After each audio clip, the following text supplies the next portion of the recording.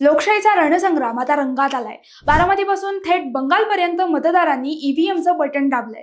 मतदान टक्केवारीचा विक्रम मोडलाय। त्यामुळे बारामती ते पश्चिम बंगाल महायुतीच्या विजयाचे संकेत मिळत आहेत। मतदानाची ऐतिहासिक टक्केवारी वाढल्याने बाजी कोण मारणार पाहूयात तसा हा खास रिपोर्ट।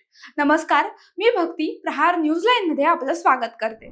बारामती विधानसभा पोटनिवडणुकीत सकाळपासूनच चुरस पाहायला मिळाली। दिवस सरता सरता बारामतीकरांनी जोर धरला आणि बारामतीत 59% मतदानाची नोंद झाली आहे। खासदार सुप्रिया सुळे, रोहित पवार आणि पार्थ पवार यांच्यासह अवघ्या पवार कुटुंबाने मतदानाचा हक्क बजावला।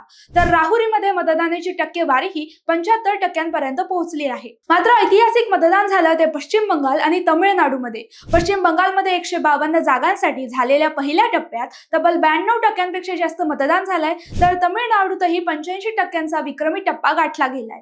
मतदानाची ही आकडेवारी राजकीय पंडितांची झोप उडवणारीच आहे, तशीच सत्ता परिवर्तनाची संकेत देणारीही आहे। बारामती आणि राहुरीच्या या रणांगणात मतदारांचा कौल कोणाकडे झुकणार याची धाकधूक वाढली आहे। मात्र मतदानाच्या टप्प्यात ग्रामीण भागात झालेली वाढ आणि महायुतीची भक्कम यंत्रणा पाहता बॅटल ऑफ बारामतीमध्ये सुनेत्र पवार यांच्या रूपाने महायुती बाजी मारणार अशी चर्चा चौकाचौकात रंगू लागली आहे। केंद्रातील मोदींची लाट आणि राज्यातील विकासाचे राजकारण यामुळे राहुरीत सुद्धा कमळ फुलणार असा विश्वासही कार्यकर्त्यांमध्ये दिसतोय। पश्चिम बंगालमधील सायलेंट मतदार आणि महिला मोठ्या प्रमाणात मतदानासाठी बाहेर पडल्याचा फायदा होऊ शकतो असा भाजपाचा दावा आहे।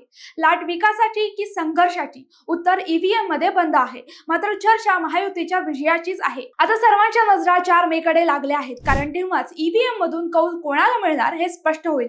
मतदान हे केवळ कर्तव्य नाही तर बदलाचं हत्यार आहे। बारामतीची पावर कोणाकडे आणि बंगालचा गड कोणाचा हे आता लवकरच स्पष्ट होईल।